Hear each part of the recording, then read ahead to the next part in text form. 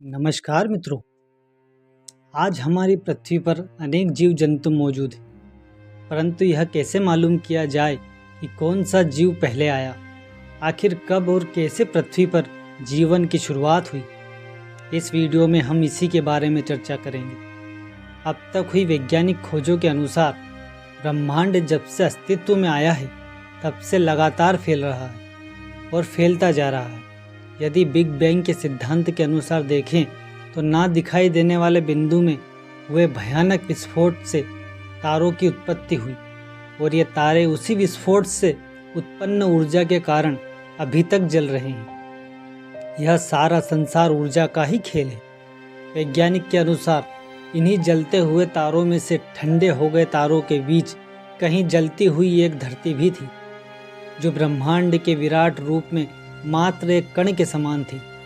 लगभग 400 करोड़ वर्ष पहले आग के गोले के समान इस धरती पर एस्टेरॉयड की टक्कर से ऊपर अंतरिक्ष में आसपास बिखरे टुकड़ों के इकट्ठा होने से चांद का निर्माण हुआ। चांद के बनने से ही धरती पर एक नए युग की शुरुआत हो गई। यह युग था धरती पर मौसम की शुरुआत का युग। चांद धरती को स्थिर रखता है और उसके मौसम को भी बनाए रखता है। चांद के होने के कारण ही धरती अपनी धुरी पर ठीक से घूम रही है। वास्तव में जिस टक्कर से चांद बना था उसकी वजह से धरती एक और मुड़ गई। इसी कारण धरती को एक और चीज मिली, वह था मौसम। और आप तो यह बात जानते ही होंगे कि धरती पर जीवन के लिए मौसम कितना जरूरी है। यदि मौसम में बदलाव नहीं होगा तो जीवन भी संभव नहीं होगा। चांद की ग्रेविटी के कारण धरती के घूमने की रफ्तार भी कम हुई। इसी कारण हमारा एक दिन 6 घंटे के बजाय 24 घंटे का हुआ। 440 करोड़ वर्ष पहले धरती पर इतनी गर्मी थी कि तरल पानी रह ही नहीं सकता था, लेकिन वायुमंडल में पानी की भाप थी। कई लाख साल पहले जब धरती ठंडी हुई तो बारिश होने लगी, जिससे तालाब बने, झीलें बनी और फिर महासागर बने। 380 करोड़ वर्ष पहले भी हमारे पास चांद था, समुद्र था, परंतु वह वैसा नहीं था जैसा कि हम आज देख रहे हैं। इसीलिए जीवन की शुरुआत के लिए अभी और वक्त और बदलाव की ज़रूरत थी। 380 करोड़ वर्ष पहले सागर के नीचे एक नई क्रांति हो रही थी। कुछ तत्व जैसे हाइड्रोजन, ऑक्सीजन, कार्बन, नाइट्रोजन आदि ने मिलकर जीवों की रचना शुरू कर दी। इस प्रकार धरती पर चुपचाप जल के भीतर जीवन की शुरुआत होने लगी। सर्वप्रथम बैक्टीरिया के रूप में जीवन का शुरू हुआ। हम सभी बैक्टीरिया ही हैं। हम बैक्टीरियों का एक जोड़ है। यह बात अलग है कि हमने विकास क्रम के लंबे काल के चलते अलग अलग रूप धारण कर लिए हैं। ये बैक्टीरिया लंबे काल तक समुद्र का सुख भोगते रहे और लगभग 250 करोड़ साल पहले कुछ खास बैक्टीरियों ने महसूस किया कि ऊर्जा का इस्तेमाल जीने के लिए कैसे किया जाता है। महसूस करने का अर्थ यह है कि यदि आपको किसी बंद कमरे में रख दिया जाए तो आपका ध्यान उसी की ओर जाएगा जिस ओर से हवा या प्रकाश आ रही हो। इसी प्रकार उन्होंने भी महसूस किया कि ऊर्जा का इस्तेमाल कैसे किया जाए। उनके इस प्रयास से ऑक्सीजन पैदा होने लगी और इस तरह ऑक्सीजन ने हमारी दुनिया में एक नई क्रांति की शुरुआत कर दी। ऑक्सीजन जीवन के विकास में ईंधन की तरह साबित हुआ। इसी ऑक्सीजन के कारण लोहे में जंग लगने लगी। जंग लगा लोहा महासागरों की तल पर जमा होने लगा। करोड़ों वर्ष बाद यह जंग लगा लोहे का विशाल ढेर बाहर आया। यही ठोस चट्टानों का रूप लेने लगा।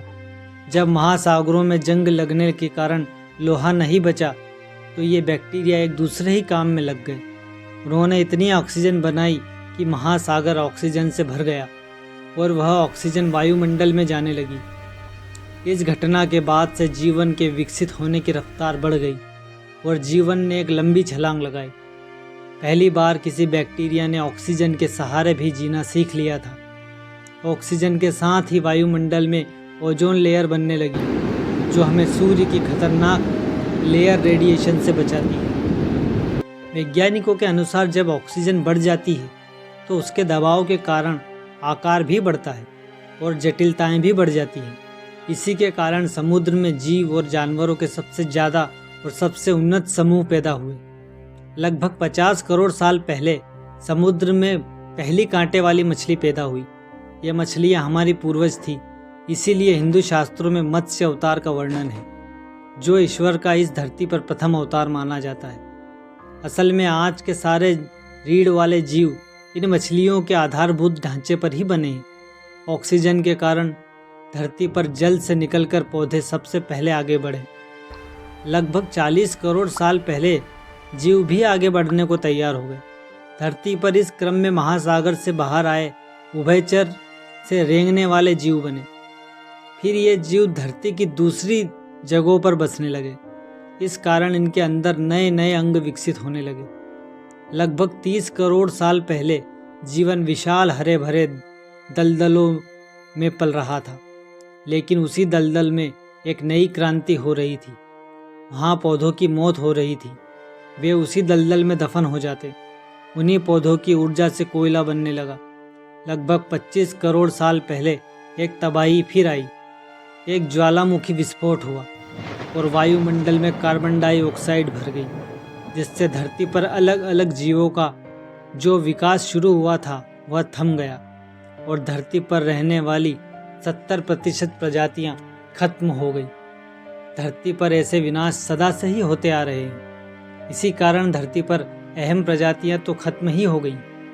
इसके बाद अगले 16 करोड़ साल तक डायनासोर धरती पर राज करते रहे। उस दौर में धरती पर सख्त लकड़ी के जंगल पैदा हुए। डायनासोर के शुरुआती समय में दुनिया भर की जमीन एक ही जगह जमा थी, जिससे चारों ओर समुद्र ही था, जिसे पेंजिया कहते थे।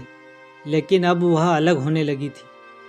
धरती की घूर्णन गति, भूकंप और ज्वालामुखी विस्फोट के चलते अफ्रीका साउथ अमेरिका से अलग हो गया, जिससे अटलांटिक महासागर सामने आया और उसी से बड़ी मानव इतिहास की सबसे सरहद, जिस सरहद ने नई और पुरानी दुनिया को अलग कर दिया। 16 करोड़ साल पहले सिर्फ डायनासोर का ही धरती पर राज था। मानव बनने की प्रक्रिया में छोटे स्तनधारी जीव तो बस अपनी जान बचाने और जैसे तैसे जीवन जीने में लगे थे। लेकिन तभी बाजी पलट गई। 6 करोड़ 50 लाख साल पहले क्या हुआ था? हम और आप इस सवाल पर घंटों सिर खुजाते रहे, लेकिन शंकर चटर्जी इस सवाल का जवाब खोज चुके हैं। शंकर चटर्जी कोलकाता के रहने वाले हैं और अमेरिका की टेक्सास टेक यूनिवर्सिटी में भूतत्व के प्राध्यापक हैं। कुछ साल पहले इन्होंने इसी सवाल को लेकर पोर्टलैंड में जियोलॉजिकल सर्वे ऑफ अमेरिका के वार्षिक सम्मेलन में कई व्याख्यानें दी और उसके बाद से दुनिया भर में खलबली मच गई। दुनिया भर के वैज्ञानिक हैरान थे। छोटे से इस सवाल का जवाब उन्होंने कुछ लंबा जवाब रखा। अंतरिक्ष से 40 किलोमीटर के व्यास वाला एक पिंड पृथ्वी से भारत के हिस्से में आ टकराया था, जिससे हाइड्रोजन का बम विस्फोट से 10,000 गुना अधिक असर हुआ। सुनामी आई और पृथ्वी पर कई ज्वालामुखी फट पड़े। महीनों तक आकाश में गैस की परतें छाई रही, अंधेरा छाया रहा।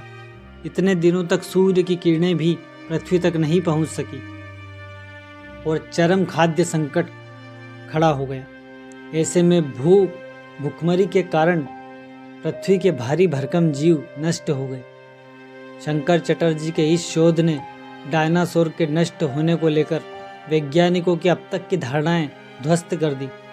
अब तक यह माना जा रहा था कि शिकागो मैक्सिको में बने हजारों किलोमीटर के व्यास वाले गड्ढे ही डायनासोर के लुप्त होने के प्रमाण हैं। इन जगहों पर अंतरिक्ष से पिंड टकराए और हजारों हाइड्रोजन बमों के समान बनी ऊर्जा में डायनासोर नष्ट हो गए।